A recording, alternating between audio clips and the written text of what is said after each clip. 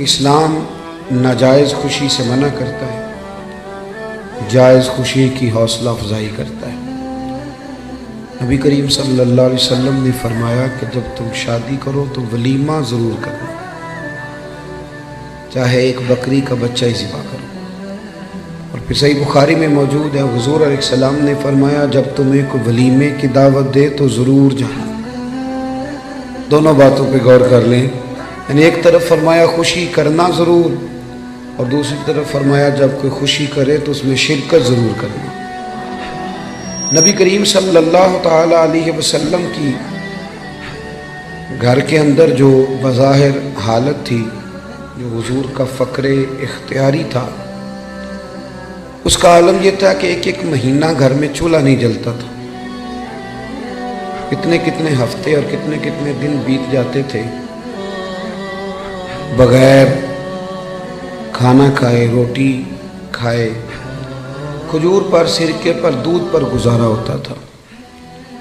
لیکن جب خوشی کا موقع آتا، مسرت کا موقع آتا، اللہ نے آپ کو نواسے دیے امام حسن اور حسین، تو مہینہ چولہا نہیں جلتا تھا، پر جب نواسے تشریف لائے تو حضور نے ایک بکرا نہیں، دو بکرے ذبح فرمائے،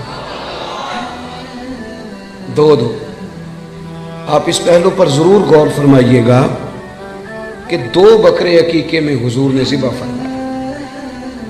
جب خوشی کا موقع آئے گا تو پھر خوشی کا اظہار کیا جائے گا، پھر خوشی اور مسرت کے تذکرے کیے جائیں گے۔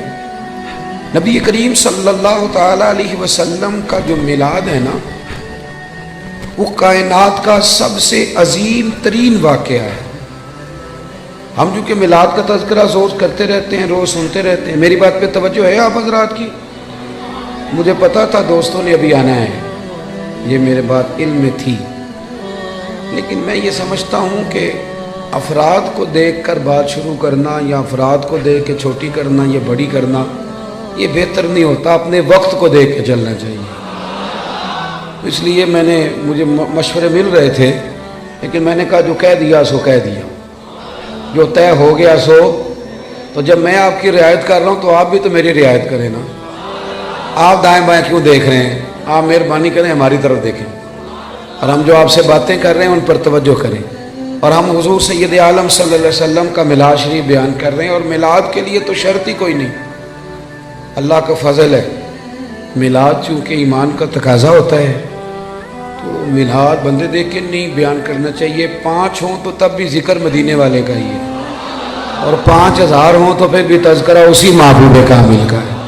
تو آپ میری بات پہ توجہ کریں گے، میں آپ سے کچھ باتیں عرض کر رہا ہوں۔ ہم لوگ چونکہ روز میلاد کے تذکرے سنتے ہیں، کرتے ہیں، روز ہمارے پاس ہر سال ربیع الاول شریف تشریف لاتا ہے، ہم اس واقعے کو اس طرح نہیں لیتے جس طرح کہ یہ شان والا اور عظمت والا واقعہ ہے۔ جو لوگ مکہ شریف میں رہتے ہیں نا، بیت اللہ شریف ان کے پاس ہے، وہ زیادہ عمرے نہیں کرتے، وہ نہیں زیادہ طواف کرتے، ان کو پتہ ہے کہ یہ قریب ہی ہے ہمارا۔ جس کے پاس کوئی چیز آ جاتی ہے نا، وہ اس انداز میں قدر نہیں کرتا جو قدر جس کے پاس نہ آئی ہو وہ کرتا ہے۔ میلاد شریف کو اگر آپ نے غور سے دیکھنا ہو تو آپ حضرت آدم علیہ السلام کا وہ قول دیکھیں، جب آپ نے بیٹے حضرت شیش علیہ السلام سے کہا تھا بیٹے سارا کچھ بھول جانا، پر آخری نبی کریم علیہ السلام پر درود و سلام پڑھنا نہ بھولنا۔ آپ نے اگر میلاد کی، میری بات پہ توجہ کریں، میری طرف غور کریں، اگر بات کی قدر و منزلت دیکھنی ہے میلاد کی تو آپ حضرت ابراہیم کی وہ دعا دیکھیں۔ ایک آدمی جب مزدوری کر لیتا ہے تو پھر وہ کہتا ہے کہ مجھے ملنی بھی چاہیے، اور اسلام کا قانون ہے کہ مزدور کا پسینہ خشک ہونے سے پہلے اسے اس کی مزدوری دے دی جائے گی۔ لیکن حضرت ابراہیم نے اپنے صاحبزادے سمیت بیت اللہ شریف تعمیر کیا، اور مزدوری کیا مانگی؟ ربنا وابعث فیہم رسولا، یا اللہ مجھے وہ شان والا رسول عطا کر دے۔ آپ اس شخص کی قدر کو ملاحظہ کرتے ہیں جو ہزاروں سال پہلے نبی پاک کے آنے کی دعائیں مانگ رہا ہے؟ آپ ذرا سوچیں کتنا لمبا انتظار ہے، کتنا لمبا انتظار ہے۔ اور کبھی اس طب اول کو دیکھیں جو محبوب کی ولادت سے کئی ہزار سال پہلے مدینے سے گزرا تھا، تو اسے کسی نے بتایا تھا کہ یہاں آخری محبوب آئیں گے، تو وہ عریضہ لکھ کے دے گیا تھا عریضہ کہ یہ رکھ لینا، اور اگر تمہاری زندگی میں نہ آئے تو پھر اپنی اگلی نسل کو دے دینا، وہ نہ آئے تو اگلی نسل میں دے دینا۔ وہ چلتے چلتے حضرت ابو ایوب انصاری تک پہنچا تھا۔ آپ اس آدمی کا انتظار تو ذرا دیکھیں، اس کا انتظار تو دیکھیں، اس نے میلاد کا کتنا عرصہ انتظار کیا ہوگا، اس کی آنکھوں میں کتنی روشنی ہوگی، کتنی کو تڑپ ہوگی، وہ کتنا ذوق رکھتا ہوگا۔ محبوب جب جناب ابو ایوب انصاری کے گھر آئے تو حضور نے مسکرا کے فرمایا ساری باتیں کر لی ہیں، وہ روکا تو مجھے دے دے، وہ روکا تو میرے حوالے کر دو، میرے نام لکھا گیا ہے۔ نبی کریم صلی اللہ علیہ وسلم نے ہر اس شخص کو، حضرت سلمان فارسی کہتے ہیں میں نے صدیوں کا سفر طے کیا، صدیوں کا۔ میرا آپ کا مسئلہ یہ ہے کہ ابا جی دادا جی گھر میں مسلمان تھے، میلاد گھر میں ملا ہے، اس لیے سارا دن بحث ہوتی ہے کہ کرنا چاہیے کہ نہیں کرنا چاہیے، منانا چاہیے کہ نہیں منانا چاہیے۔ میں تو اب اس پر دلائل نہیں دیتا، میں کہتا ہوں صدیاں گزر گئیں، بزرگ دلائل دیتے رہے، کتابیں لکھی گئی، اب ہم سے یہ نہ پوچھو کہ میلاد کرنا چاہیے کہ نہیں کرنا چاہیے، اب تو ہم سے یہ پوچھو کہ میلاد کی جھنڈیاں وضو کر کے لگانی چاہیے کہ بغیر وضو کے بھی لگ جاتی۔ اب ساری زندگی یہی اٹکے رہنا ہے کہ کرنا چاہیے کہ نہیں کرنا چاہیے۔ اب تو ہم سے پوچھو کہ میلاد کا لنگر وضو کر کے پکانا ہے کہ بغیر وضو کے بھی پک جاتا ہے۔ اب تو آگے بڑھنے کی کوئی بات کرو صاحب کہ یہی ساری زندگی ہم لوگوں نے اٹکے رہنا ہے۔ بھائی میلاد شریف ایک ذوق ہے، بہت بڑا واقعہ ہے، بہت بڑا۔ نبی کریم صلی اللہ علیہ وسلم کی تشریف آج بھی غریب بڑے مجبور ہیں، بڑے پریشان ہیں۔ اللہ نہ کرے ہم پر کوئی ایسا وقت آئے کہ جب ہم بے بس ہو جائیں، لیکن جب آدمی اپنے آپ کو بے بس پاتا ہے تو بڑی تکلیف میں ہوتا ہے۔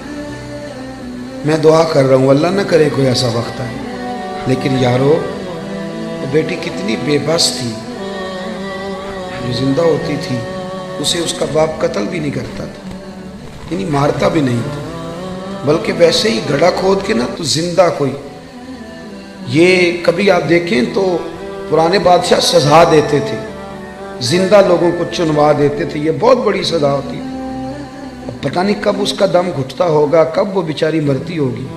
زندہ بچی کو زمین میں رکھ کے اس کے اوپر مٹی ڈال دی جاتی تھی، وہ کتنی کو چیخیں مارتی ہوگی۔ آپ سمجھے اس بات کو کہ وہ لوگ کتنے سخت تھے کہ جو اس قدر زیادہ آج بھی بڑا گناہ گار شخص بھی ہونا تو بیٹی کا نام لیں تو اس کی آنکھوں میں آنسو آ جاتے تھے۔ وہ بہت بڑا بھی انسان سخت دل ہو تو بیٹی کبھی رو پڑے تو وہ بھی رو پڑتا ہے۔ تو اسے پوچھو تو صحیح بیٹی سے کہ بیٹی معاملہ کیا ہے، تجھے تو زندہ دفن کیا جاتا تھا تو اب اتنا پیار کیوں ہے؟ تو وہ کہتی ہے پیار اس لیے ہے کہ مدینے والے کا میلاد ہو گیا ہے، اب حضور تشریف لے آئے۔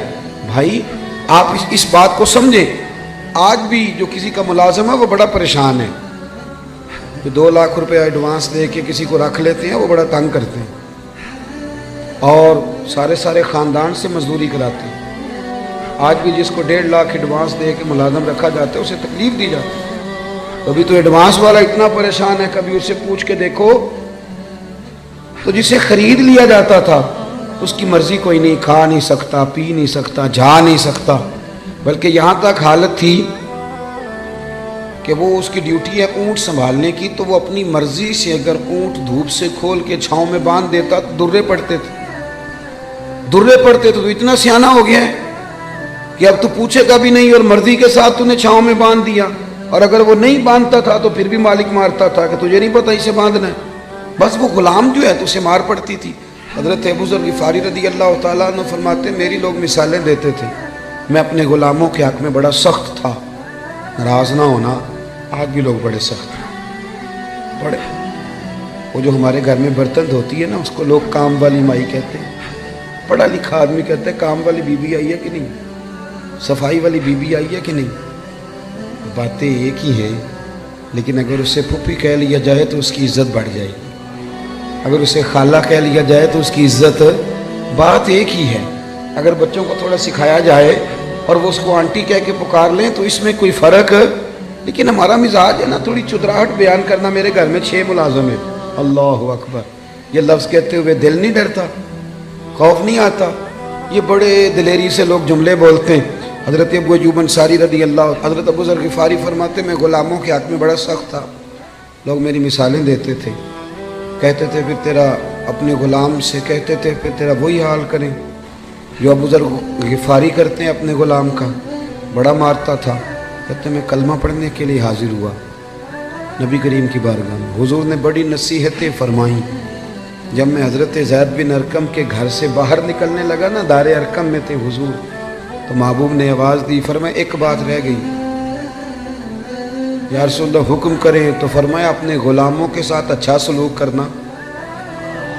آپ فرماتے ہیں گویا میری نبض پہ یاد رکھ دیا نبی پاک، میری نبض پہ، میں نے فوراً عرض کی حضور کس طرح کا سلوک کروں؟ نبی پاک علیہ السلام نے سلوک بھی بتایا، فرمایا جس طرح کا خود کھانا اسی طرح کا انہیں کھلانا۔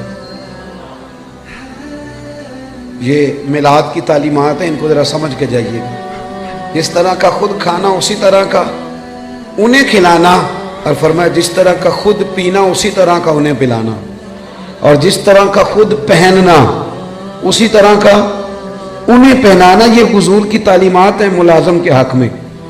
آج پڑھی لکھی سوسائٹی میں یہ ہوتا ہے سارا کچھ، جو بڑا شور کرتے ہیں لبرل لوگ کہ ہم جی بڑے بڑے حقوق بیان کرتے ہیں سوسائٹی میں، تو یہ کرتے ہو سارا کچھ کہ جس طرح کا خود کھانا اسی طرح کا انہیں بھی کھلانا، جس طرح کا خود پینا اسی طرح کا انہیں بھی پلانا۔ حضرت ابو ذر غفاری فرماتے ہیں میرے غلام بڑا ڈرتے تھے، پر میں حضور کی بات سن کے جب گھر گیا نا، تو آج میں نے اپنی اہلیہ سے کہا کھانا تم پکاؤ گے۔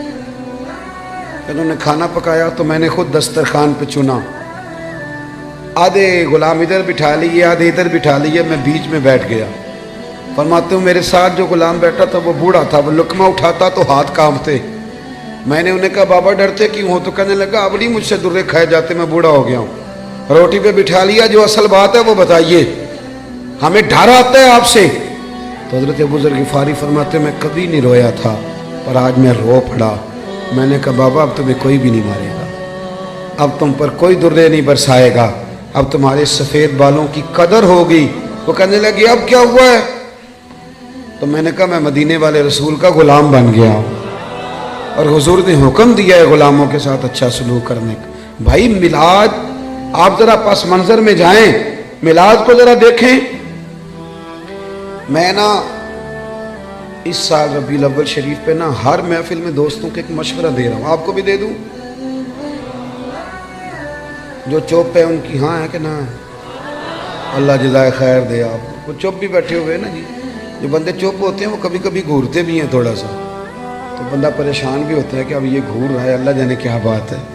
تو آپ تو خوش ہیں نا، خوش اس لیے ہونا چاہیے کہ میلاد شریف کا موقع ہے۔ نثار تیری چہل پہل پہ ہزاروں عید ربیع الاول، سوائے ابلیس کے جہاں میں سبھی تو خوشیاں منا رہے۔ تو میرے عزیز آپ میری بات پہ توجہ، میں ایک مشورہ دے رہا ہوں دوستوں کو۔ میں کہتا ہوں کہ میلاد شریف نا ہمارے یہاں رسمن بھی منایا جانے لگا ہے۔ کچھ لوگ میلاد آتا ہے تو کچھ لوگوں کا سیزن آ جاتا ہے، ان کا سیزن شروع، ریٹ لگنے لگتے ہیں، باہر کی نہیں گونے لگتی ہے، ماحول شروع ہوتے ہیں۔ کچھ چندے مانگنے والے ہیں وہ بھی چونکوں میں پلیٹیں لگے کھڑے ہو جاتے ہیں۔ ایک طرف یہ دعویٰ کرتے ہو کہ ہم نبی پاک کے نام کا کھاتے ہیں، ہمارا سارا کچھ حضور کا صدقہ، اور میلاد کی باری آئے تو چندے مانگتے ہو۔ سارے سال میں ایک محفل تو اپنی جیب سے کرا لو، ایک ہی جیب سے کرا لو، چلو علامہ صاحب بھی ایک جیب سے کرا لیں، پیر صاحب بھی ایک جیب سے کرا لیں، کوئی ایک تو جیب سے کراؤ۔ ایک طرف کہتے ہو حضور کے نام کا کھاتے ہیں، دوسری طرف پلیٹیں لے کے کھڑے ہو چونکوں میں، یہ کیا مانا ہوں؟ میرے عزیز میلاد جذبات کے ساتھ منائیں، میلاد شوق کے ساتھ منائیں۔ بہت بڑا چودھری، نواب، سیٹھ، بہت بڑا جو ہے وہ انڈسٹری کا مالک 12 ربیع الاول شریف کو نا صبح صبح جھاڑو لے لے اور اپنے محلے کی مسجد میں جا کے جھاڑو دینا شروع کر دے۔ وہ سارے لوگ پوچھیں سیٹھ صاحب آپ نے تو کبھی خود اٹھ کے پانی کا پیالہ نہیں پیا، آج خیریت ہے؟ تو اس کی آنکھیں آنسو بہائیں، وہ کہے یارو آج میں صفائی کروں گا، اس لیے کہ آج کوئی معمولی دن نہیں، آج میرے نبی کریم کے میلاد شریف کا دن ہے۔ یہ ذوق بنے ذوق۔ علامہ صاحب، پیر صاحب، مفتی صاحب وہ جھاڑو لے لیں اور مسجد کی گلی میں صفائی شروع کر دیں، سارے شاگرد اور مرید اور عقیدت مند دوڑ، حضرت میں کرتا ہوں مجھے دے دیں۔ تو وہ کہ نہیں یار تو پیچھے ہٹ جا، مجھ سے تو کسی نے سلام نہیں لینی تھی، میرا تو کسی نے حال نہیں پوچھنا تھا. یہ میری جتنی شانیں ہیں یہ مدینے والے محبوب کے میلاد کا ہی صدقہ ہے. آج حضور کا میلاد شریف ہے. 2 جوڑے لے لیے بھائی نے، ایک مٹھائی کا ڈبہ لے لیا اور 10 ربیع الاول کو اپنی بہن کے گھر چلا گیا. جا کے نا اسے مٹھائی کھلائی، 2 جوڑے کپڑوں کے دیے. تو ہمشیرہ بول پڑی، کہنے لگی بھائی تیرے پاس تو ٹائم ہی نہیں ہوتا، تو کیسے آ گیا؟ تو کیسے آ گیا؟ تو بھائی کی آنکھیں چمک پڑی. وہ کہنے لگا بہن 2 دن بعد نا میرے نبی پاک کا میلاد شریف ہے، تو میں عید میلاد والی عید ہی دینے آیا ہوں. تو بہن رو پڑی، نے سارے محلے کو بتایا میرا بھائی اپنے نبی سے بڑا ہی پیار کرتا ہے. بڑا ہی میلاد میں نا جذبات نہیں شامل ہوتے، اب بات رسمن رہ جاتی. اب وہ کیفیات جو آدمی اپنے بیٹے کی شادی رکھتا ہے، اس کی بہن اور بہنوئی اگر ناراض ہوں وہ منانے نہیں جاتا ہوں، بتاؤ یار شادی ہے، خوشی تمہارے بغیر نہیں ہو سکتی. میلاد شریف کی جس نے خوشی کرنی ہے اس کے سارے رشتہ دار ناراض ہو تو اس نے خوشی کیسے منا لی؟ چاہیے تو یہ تھا نا کہ وہ میلاد شریف سے پہلے جاتا ناراض لوگوں کے گھروں میں اور جا کے کہتا ساری خوشیوں سے بڑی خوشی یہ آئی ہے، میں آپ سے معذرت کرنے آیا ہوں، آؤ سارے مل کے اکٹھے ہو کے نبی پاک کا میلاد منائیں. ہم اگر میلاد میں جذبات شامل کریں، ذوق شامل کریں، گہرائی میں اتر جائیں، گہرائی میں جائیں، اور پھر جتنی تعلیمات ہیں نبی پاک کے میلاد کی، جتنی تعلیم، دیکھو نا آج بھی جب میلاد کا اسٹیج سجتا ہے نا، جس نے 2 لاکھ روپیہ 1 لاکھ روپیہ 50,000 روپیہ تعاون کیا ہوتا ہے نا، وہ اسٹیج پہ بیٹھ جاتا ہے، چاہے وہ سارا سال مسجد نہ آئے. اس نے جیب میں رکھی ہوتی ہے سیاستدان نے، سیٹھ صاحب نے ٹوپی، تو وہ سفید ٹوپی نکالتا ہے، چونکہ اس نے 50,000 دیا تو آ جاتا ہے اسٹیج پہ. اور جن کے ہاتھوں میں نوٹوں کی دتیاں آتی ہیں وہ سارے فرنٹ سیٹ پہ بیٹھے ہوتے ہیں، اور پھر ان کے نام بھی نعت خواں یاد کر لیتے ہیں، اللہ ماشاء اللہ، کہتے ہیں یہ حاجی بڑا عاشق رسول ہے. بھی عشق تو اندر کی بات ہے، تجھے کیسے پتا چلا اس کے اندر ہے کہ نہیں؟ یہ تو بل تو کیسے گہرائی میں اتر گیا کہ حاجی عاشق رسول ہے، کہ یہاں عشق رسول کے لیے نوٹوں کی دتی کا ہونا ضروری ہے. یہ مزاج بدلے. سارا سال ہر اسٹیج پہ امیروں کا قبضہ رہتا ہے، اگر میلاد کے اور سیرت کے اسٹیج پر بھی امیروں کا قبضہ رہا تو غریب بیچارے کدھر گئے؟ ایک تو نیکی کرو، محلے کا جو سب سے غریب آدمی ہے جس کو کبھی کسی نے نہیں پوچھا اس کے لیے ایک جوڑا بنواؤ، اس کے سر پہ دستار سجاؤ، اور جو فجر کے وقت آ کے مسجد کھولتا ہے صفائی کرتا ہے اسے کپڑے پہناؤ، اچھے دستار سجاؤ، میلاد کے اسٹیج پہ بٹھاؤ.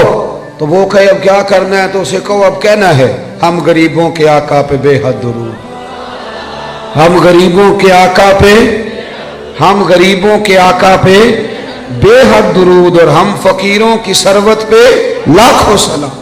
میلاد میں اصطلاحات کی ضرورت ہے. مجھے نہیں اچھا لگتا لنگر ہو میلاد شریف کا اور وہ چھتوں سے بانٹا جائے. ایک طرف لنگر اور وہ بھی لنگر شریف، اور پھینکا جا رہا ہے چھتوں سے. میلاد شریف کے لیے میں اپنے ہاں یہ اہتمام کرتا ہوں، میں کہتا ہوں تازی روٹی آپ باورچی سے کہیں وہ روٹیاں پکائے، صبح فجر کے بعد کھانا شروع ہو جاتا ہے. میں اپنے سنگیوں سے کہتا ہوں بھی سارا دن روٹی کھانی ہے، سارا دن. اس کا طریقہ یہ ہوگا کہ تھوڑی سی اب کھا لو، تھوڑی سی ٹھہر کے کھا لو. تو کیا کو کیسے کھانی ہے؟ غریبوں کو بلا بلا کے لاؤ. آپ کو پتہ ہے نا ہر محفل میں غریبوں کے دسترخوان الگ ہوتے ہیں، امیروں کے دسترخوان. پیر صاحب کو چونکہ گلے کی تکلیف ہوتی ہے تو ان کے لیے اللہ ماشاءاللہ دیسی گھی کی یخنی الگ تیار ہوتی، کالی مرچ والی، انہوں نے الگ کھانی ہوتی، وہ سارا بندوبست الگ سے تیار ہوتا. اور غریب آدمی کو پھینکے جاتے ہیں یوں کر. یہ اعزاز نہیں. میری بات کی سمجھ آ رہی ہے؟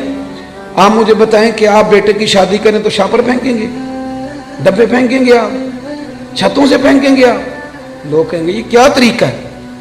آپ بٹھائیں لوگوں کو اور ان کے ساتھ خود بیٹھیں. سیٹھ صاحب، چودھری صاحب، علامہ صاحب، مفتی صاحب، پیر صاحب ویسے ہی غریب کے ساتھ بیٹھ جائیں گے نا تو روٹی آنے سے پہلے ہی آدھا پیٹ بھر جائے گا اس کا.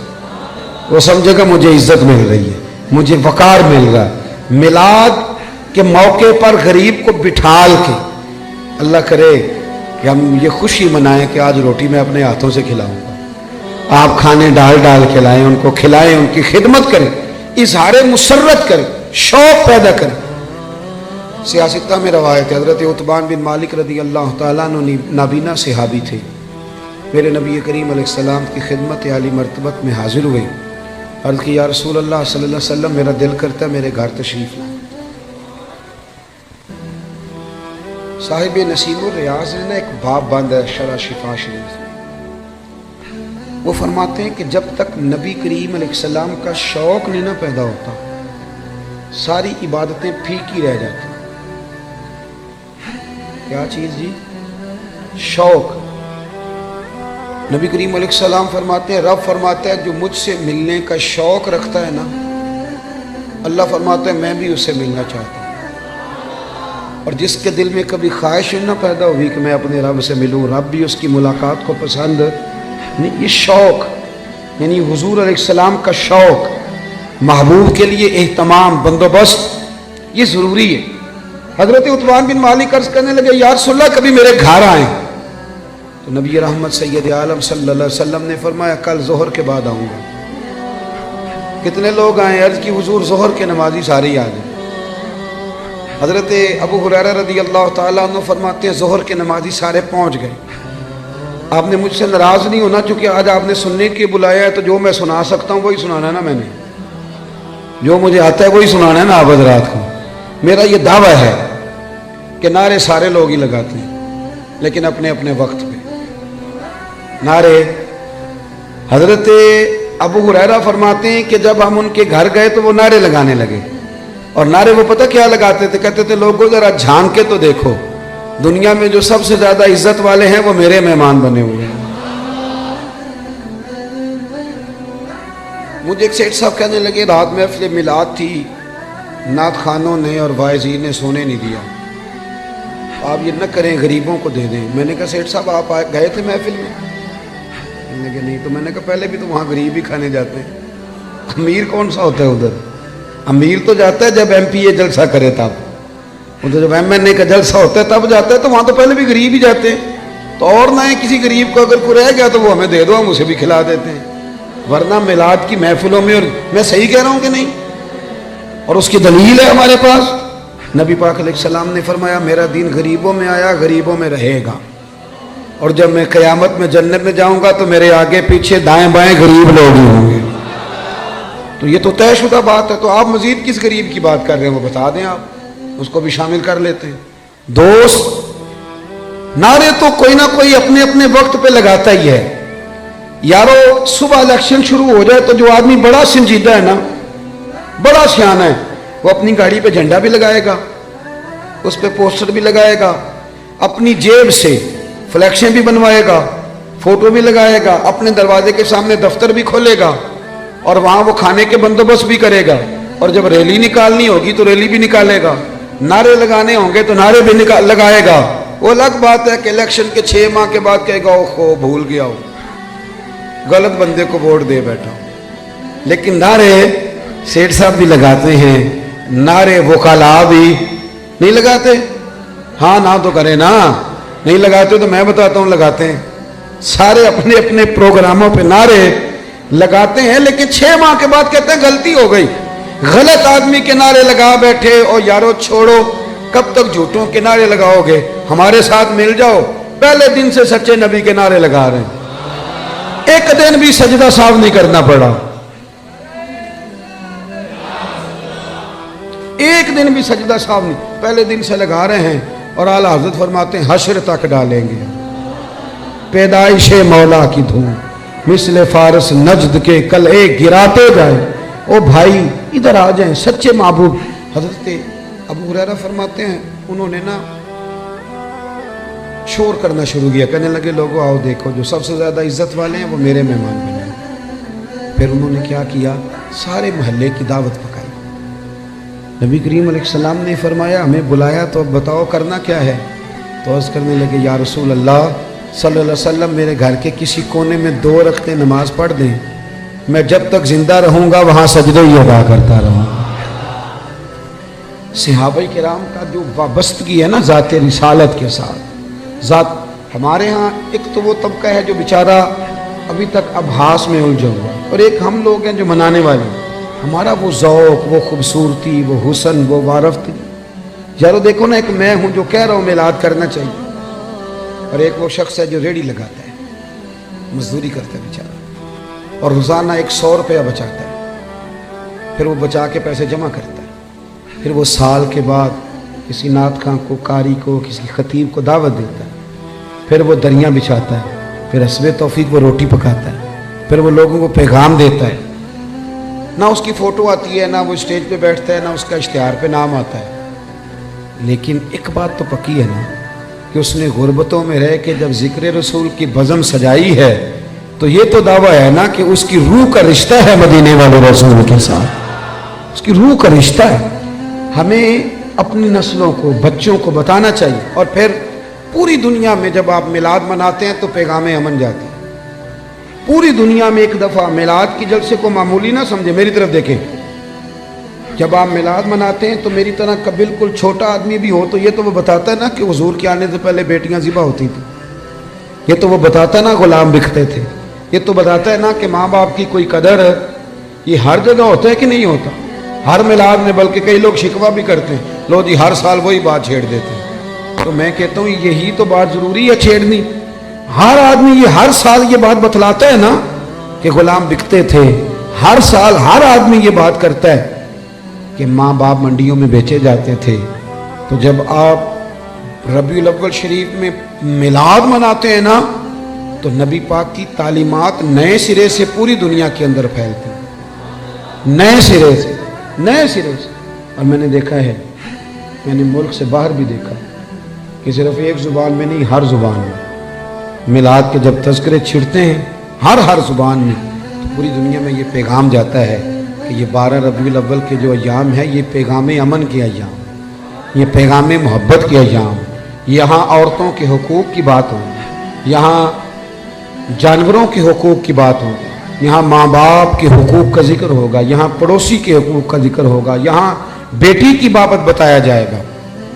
ایک بات اور آپ سے کرنی ہے، اس پر بھی آپ نے خاص توجہ کرنی ہے۔ انسان کچھ چیزیں ایسی ہوتی ہیں جو اس کی تقریر سے ثابت ہوتی ہیں، اور کچھ چیزیں ایسی ہوتی ہیں جو اس کے عمل سے ثابت۔ ہمارا زمانہ نا تیز لوگوں کا زمانہ ہے، لوگ آگے بڑھ کے نا اپنا بتانا چاہتے ہیں، اپنا بتانے سے بات نہیں بنتی، عمل کرنے سے بات بنتی۔ میں اپنے دوستوں کو اکثر مشورہ دیتا ہوں کہ کبھی کسی کو شیشے میں اتارنے کی کوشش نہ کرنا۔ اگر تم نے کسی کو شیشے میں اتارا تو دنیا بڑی تیز ہے، وہ تمہیں شیشے میں اتار لے گا، مت کوئی ایسا کام نہ کرنا۔ اخلاص حسن ہے زندگی کا، اخلاص والے لوگ اداکار نہیں ہوتے، وہ جو ہوتے ہیں وہ اصل ہی ہوتے ہیں، وہ جو ہوتے ہیں وہ اصل ہوتے ہیں، ان میں کوئی اداکاری نہیں ہوتی۔ میلاد شریف کا عنوان اور میرے نبی کریم صلی اللہ تعالی وسلم کی تشریف آوری، اس نے دنیا سے ہر ملمہ سازی کو دور کر دیا، اور احساس، اخلاص، ان چیزوں کو بیدار کر دیا۔ حضور کے آنے سے پہلے رشتے سارے ہی تھے، ماں بھی ہوتی تھی، باپ بھی ہوتا تھا، بہنیں بھائی سب رشتے ہوتے تھے، رشتے تھے، ان میں احساس نہیں تھا۔ اگر میلاد منانے والے میں احساس ہی نہ ہو اور وہ دعویٰ اونچا کرے، احساس ہی نہ ہو، صرف وہ بالکل دنیا داری کرے، میلاد تو احساس کا نام ہے نا، حضور نے احساس دیا، احساس۔ ہمارے یہاں کچھ رشتے ایسے ہوتے ہیں جن کا تذکرہ لوگ کرتے نہیں، شرماتے ہیں، جیسے میاں بیوی کا رشتہ ہے، اس انداز میں ماں باپ کے حقوق بیان کیے جاتے ہیں، اولاد کے کیے جاتے ہیں، اس رشتے میں بہت سارے لوگ بات کرتے ہوئے جھجکتے، حالانکہ یہ وہ رشتہ ہے جسے اللہ نے اپنی نشانیوں میں سے نشانی قرار دیا۔ نبی کریم علیہ السلام نے اس رشتے کا اتنا احساس بیان کیا، حضرت عائشہ صدیقہ رضی اللہ تعالیٰ عنہ فرماتی ہیں حضور گھر میں نا اکثر اپنی پہلی زوجہ سیدہ خدیجہ الکبریٰ رضی اللہ تعالیٰ عنہ کا ذکر چھیڑ دیتے تھے، اکثر مجھے رشک آتا تھا، میں ناز کرتی تھی، کیا بات ہے خدیجہ کی کیسے مقدر ہے، کہ ان کے وصال کو زمانہ بیت گیا اور حضور ذکر کرتے ہیں۔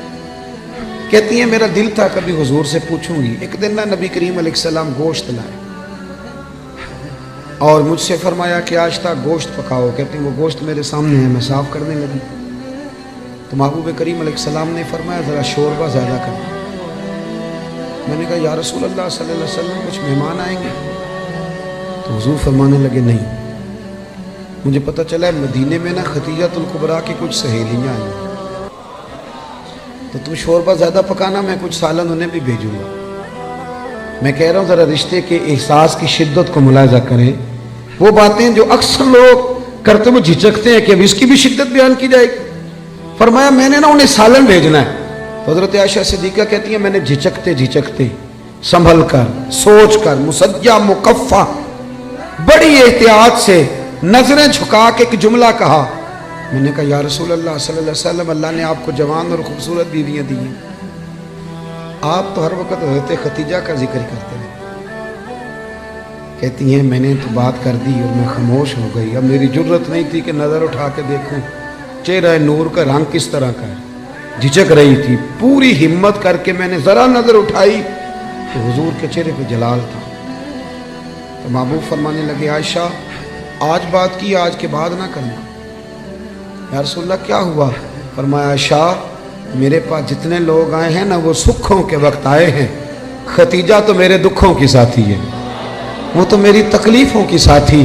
فرمایا لوگ مجھے پتھر مارتے، میری راہوں میں کانٹے بچھاتے، میں پریشان ہو کے گھر لوٹتا، اس وفادار بیوی کے ایک ہاتھ میں دودھ کا پیالہ ہوتا، ایک ہاتھ میں کھجوریں ہوتی، کھجور کھلا کے دودھ پلا کے بستر بچھا کے کہتی محبوبہ غم نہ کرنا، اللہ بڑی شان عطا فرمائے گا۔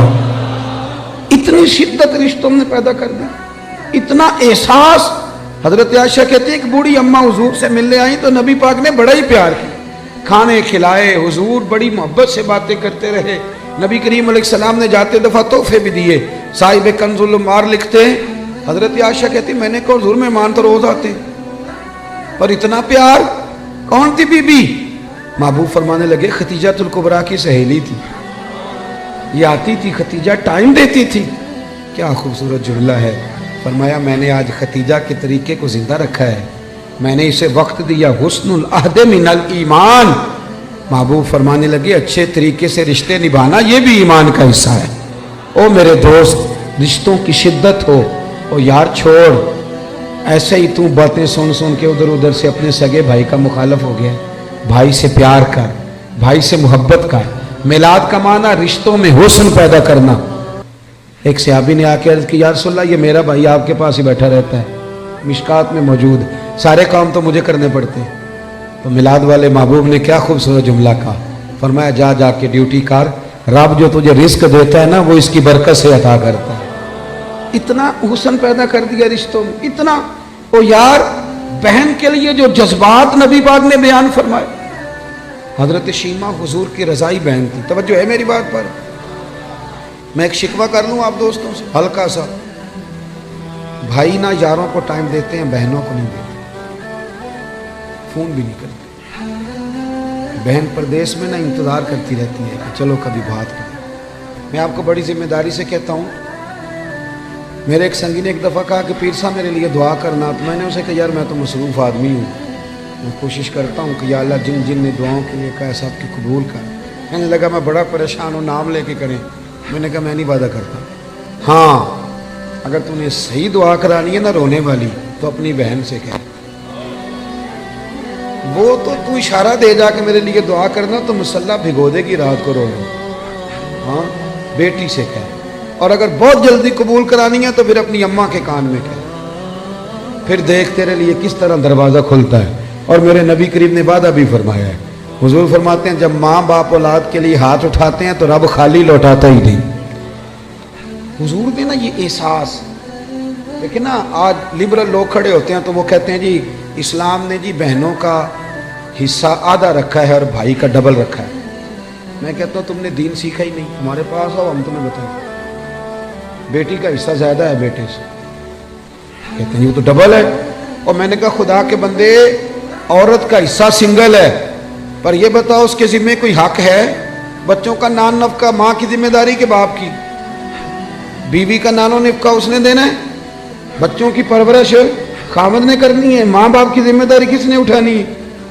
عورت کا حصہ سنگل ہے، ذمہ داری کوئی بھی نہیں، وہ سارا اس کے پاس بجٹ ہی بجٹ ہے، وہ لگا دے تو اس کی مہربانی، خرچ کرے تو اچھا، ورنہ اس کے ذمہ کوئی حق نہیں ہے سوائے اس کے کہ زکوٰۃ فرض ہو جائے یا حج فرض ہو جائے یا قربانی واجب ہو جائے، اس کے ذمے کوئی حقوق، مرد کا حصہ ڈبل ہے، پر ذرا اس کی ذمہ داریاں تو دیکھ۔ وہ میری طرف دیکھ کے خوش ہونے لگا، کہنے لگا صاحب آج تو آپ نے رخ ہی بدل دیا بات کا۔ اور میں نے کہا آپ دور بیٹھ کے باتیں سنتے ہیں نا، آپ کبھی قریب آئیں، جتنا جتنا میرے محبوب کا دین پڑھتے جاؤ گے نا، میرے محبوب کے غلام بنتے جاؤ گے، گدائی کرتے جاؤ گے رسول کریم۔ حضرت شیمہ حضور کی رضائی بہن تھی، حضرت حلیمہ سعدیہ کی بیٹی۔ ان کے قبیلے پر مسلمانوں نے باقاعدہ حملہ کیا، گرفتار ہوئے لوگ، اور بڑی سخت جنگ لڑی مسلمانوں۔ یہ جب آئی نا مدینے تو حضرت ابو ہریرہ کہتے ہیں آگے کہنے لگی میری نا اپنے نبی کریم علیہ السلام سے ملاقات کراؤ۔ تو میں نے بی بی کا دوپٹہ دیکھا تو پرانا تھا، میں نے حالت دیکھی تو اس کی پرانی تھی، سادے کپڑے۔ کہنے لگی کراؤ نا میری ملاقات۔ اللہ اکبر، 2-3 دفعہ کہا تو میں نے کہا تم کون ہو؟ کہنے لگی جا کے نا تو محبوب کی بارگاہ میں عرض کرو کہ یا رسول اللہ شیمہ آئی ہے، کان میں کہو۔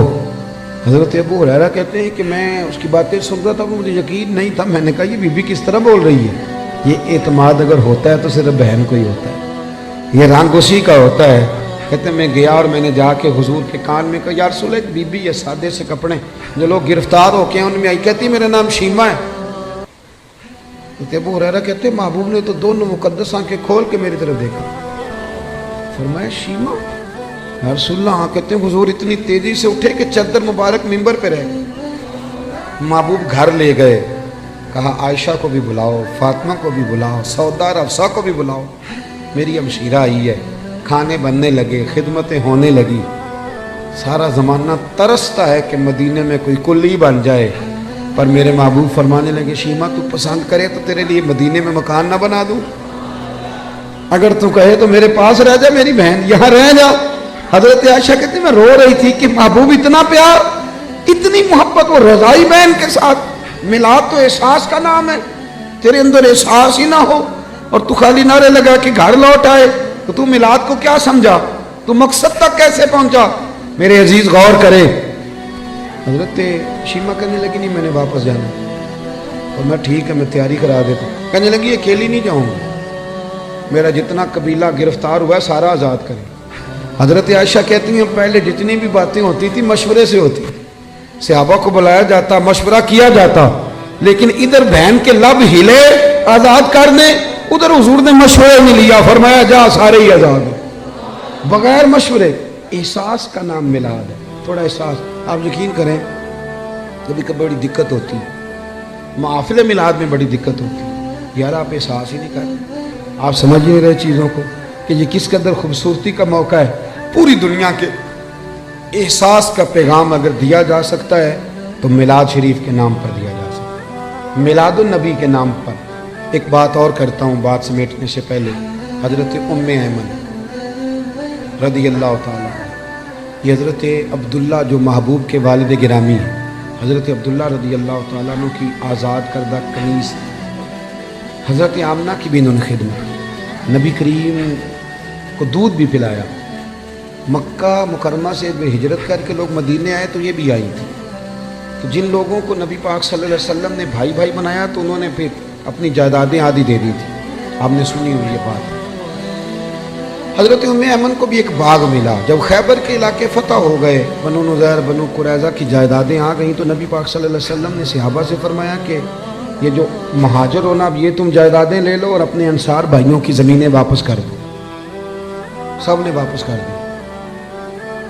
حضرت ام ایمن کو ایک باغ ملا ہوا تو حضور نے فرمایا آپ بھی واپس کر دیں، بوڑھی تھی، رضائی والدہ تھی، آپ بھی واپس کر دیں۔ کہنے لگی میں تو نہیں کرتی، میں تو نہیں کرتی۔ اب نبی پاک کو کوئی انکار کر سکتا ہے؟ میں نہیں کرتی، مجھے تو پیار ہو گیا۔ حضرت عائشہ صدیقہ رضی اللہ تعالیٰ نے کہنے لگی ام ایمن آپ حضور کو انکار کر رہی؟ محبوب فرمانے لگے عائشہ آپ بیچ میں نہ بولیں، میں جانوں اور ماں جانے۔ حضرت عائشہ کہتی ہیں میں اس حسن کے قربان جاؤں، حضور منا رہے ہیں نبی کریم، اللہ کرے آپ کو سمجھ آئے۔ یہ جوان بچوں کو میری بات، کبھی کبھی اماں کو منایا کرو، اور یار کبھی کبھی والد سے کہا کرو کہ ابا جی بیٹھو موٹر سائیکل پہ، سردیوں کے کپڑے نہ لے کے آئے۔ کبھی کبھی اماں سے کہا کرو کہ اماں جی آج میرا دل کرتا ہے، میری مرضی کا کھانا بناؤ اور کھانا نہ میرے آنے تک دونوں مل کے کھائیں. اس احساس کا نام میلاد ہے. نبی کریم صلی اللہ علیہ وسلم جناب ام ایمن کو منانے لگے, اماں دے دے, سب نے دے دیا. کہنے لگے مجھے پیار بڑا ہو گیا, اتنے سال بیت گئے, مجھے اس باغ سے پیار ہے. حضور حضرت ام ایمن کو ساتھ لے کے گئے, پہلے ایک باغ دکھایا, کہنے لگی میں نہیں یہ لیتی, پر دوسرا دکھایا یہ بھی نہیں لیتی, چوتھا باغ دکھایا تو کہنے لگے یہ ملے تو میں دے دوں گی. محبوب فرمانے لگے الحمدللہ الحمدللہ, انصاری کا باغ بھی واپس ہو گیا ہے اور میری اماں بھی راضی ہو گئی. دونوں بات تھوڑا سا نا پیار. آپ یقین کریں اس طرح لڑتے ہیں لوگ چوکوں اور بازاروں میں, اتنی گھٹن ہے اور بڑے پریشان ہیں لوگ, بڑی دقت ہے. وجہ صرف اتنی ہے کہ وہ جو احساس ہے نا کہ میں ہوں اور اس کے بعد پھر دوبارہ میں ہوں, یہ کبھی ختم ہو جائے نا. اور سب نے کوئی نہ کوئی بات اوڑھ لی ہے. میرے بھی ذہن میں آ گیا کہ میں پیر صاحب ہوں, میرے بھی تو مرید ہیں نا, میں بھی ایک ادارے کا صدر نشین ہوں, مجھے بھی ماننا چاہیے. اس سے تھوڑا نکل آئے, تھوڑا احساس پیدا کریں, عزت دینی شروع کر دیں. اب یقین کریں معاشرے میں ہر بندہ باعزت ہو جائے, پیار کرنا شروع کر دیں. آپ یقین کریں معاشرے سے ساری نفرتیں ختم ہو جائیں. آپ ایک دوسرے کو خوشبو بانٹنی شروع کر دیں. یقین کریں ہر تعفن, ہر بیماری دور ہو جائے گی. ہمسائے کا دروازہ صاف کرنے کا ارادہ کر لو, اللہ کریم ہمارے گھروں کو بھی صفائی عطا کر دے گا. میں اپنے دوستوں سے کہا کرتا ہوں, ایک صاحب ایک دفعہ آئے, کہنے لگے بڑے علاج کرائے, بڑے تعویذ لیے, لیکن اللہ نے اولاد نہیں دی. تو میں نے کہا یار اگر نہیں نہ دی تو پھر اللہ کی حکمت ہے. بھائی کے بچے ہیں, بہن کے ہیں, کہنے لگے ہیں. تو میں نے کہا ان کو اپنے بچے سمجھ لو, وہ تو اپنے ہی بچے ہیں نا. احساس کی بات ہے نا, آپ احساس کر لیں. آپ یقین کریں ایک بزرگ تھے, تو ان کے پوتے بیاہنے کے قابل ہو گئے تھے, وہ بڑی فکر کرتے تھے گھر کی. تو ان کے بچے مجھے کہنے لگے ابا جی فکر سے بیمار ہیں, انہیں سمجھائیں. تو میں نے کہا بابا جی آپ چھوڑ کیوں نہیں دیتے؟ کہنے لگے بچپن سے ہی فکر والا ہوں, ماں باپ کی بڑی کی ہے, بہن بھائیوں کی بھی بڑی کی ہے, اولاد کی بھی بڑی کی ہے. جب تک زندہ ہوں فکر ہی کرتا رہوں. میرا دل کرتا ہے میری زندگی میں پوتے پوتیاں بھی اپنے اپنے گھر والے ہو جائیں. تو اگر تو احساس ہو گیا تو پھر تو بڑی بات ہے, نہ ہوا تو نہ ہوا. اپنی زندگی میں شعور لائیں. اگر ہم تھوڑا تھوڑا تھوڑا تھوڑا کر کے میلاد کو اس کے حسن کے ساتھ سجانے لگے, پیار کرنے لگے, اور کم از کم یہ سارے دن ہی ہمارے درود و سلام میں گزر جائیں, یہ سارے دن. اور اگر 12 ربیع الاول شریف کو بھی کسی نے 5 نمازیں نہ پڑھی تو پھر شکوہ کرنے والا شکوہ تو کرے گا نا, اور صحیح کرے گا کہ وہ نماز جس کے بارے میں نبی پاک نے فرمایا نماز پڑھو گے تو میری آنکھیں ٹھنڈی ہو جائیں گی. تو میں نماز پڑھ کے بھی تو انسان نبی کریم کو راضی کرتا ہے نا. بہت ساری چیزوں کو آپ حدود میں لائیں. آپ کے شہر کا مجھے نہیں پتا, میں نے اپنے شہر میں دوستوں سے ہاتھ باندھ کی گزارش کی, ہاتھ باندھ, باقاعدہ ہاتھ باندھ کی. میں نے کہا تھا مہربانی کرو عورتوں کو ماڈل دیکھنے نہ لانا, ہم پہ رحم کھاؤ. یہ کون سا میلاد ہے کہ آپ بیویوں کو موٹر سائیکل پہ بٹھائیں اور بے پردگی کرے رہتے؟ یہ کون سا میلاد ہے؟ مہربانی کریں. اور کسی اگر میلاد میں کوئی غیر شرعی حرکت ہوتی ہے تو یاد رکھنا وہ میلاد سے حضور راضی نہیں ہوں گے, بلکہ نبی کریم علیہ السلام گریبان تھامیں اور سوال کریں گے کہ میرے نام پر یہ دھما چوک بھی, اتنا بڑا ظلم. مہربانی فرمائیں بالکل دائرہ شریعت کے اندر بالکل. اور میلاد میں وہی کام کریں جو ہمارے بزرگوں نے ہمیں دیے. سب سے پہلے تلاوت ہوتی ہے, اس کے بعد نعت شریف کے بعد بیان, اور بیان کے بعد سلام, اور سلام کے بعد.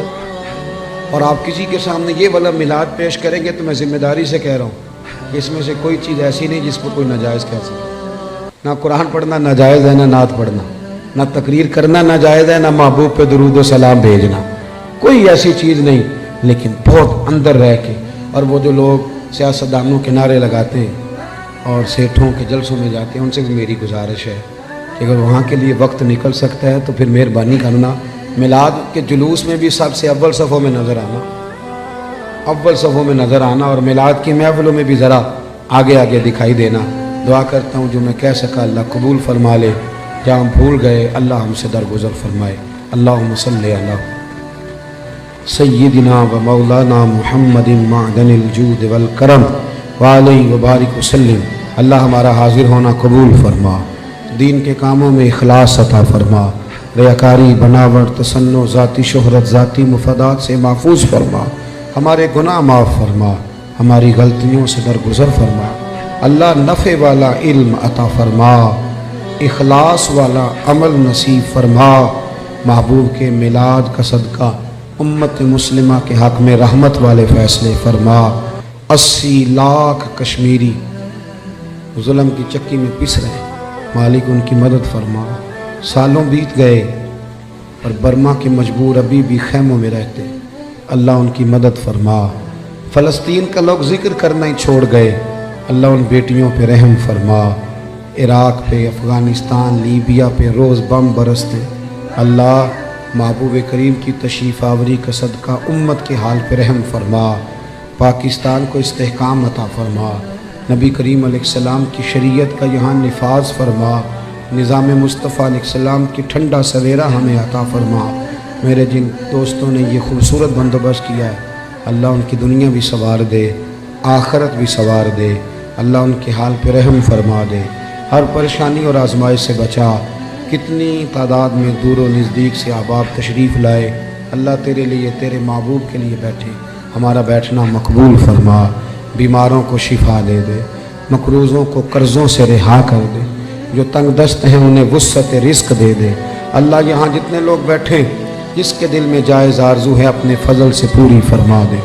رب اغفر وارحم وانت خیر الراحمین۔ اللہ بالخصوص دعا کرتے ہیں ٹرین کے حادثے میں جو لوگ زخمی ہیں انہیں شفا دے دے، اللہ جن کے پیارے بچھڑ گئے انہیں صبر اور حوصلہ دے دے، ہمیں زمینی اور آسمانی آفات و بلیات سے محفوظ فرما۔ رب اغفر وارحم وانت خیر الراحمین، وصلی اللہ تعالی علی حبیبہ سیدنا و مولانا محمد وآلہ وسلم۔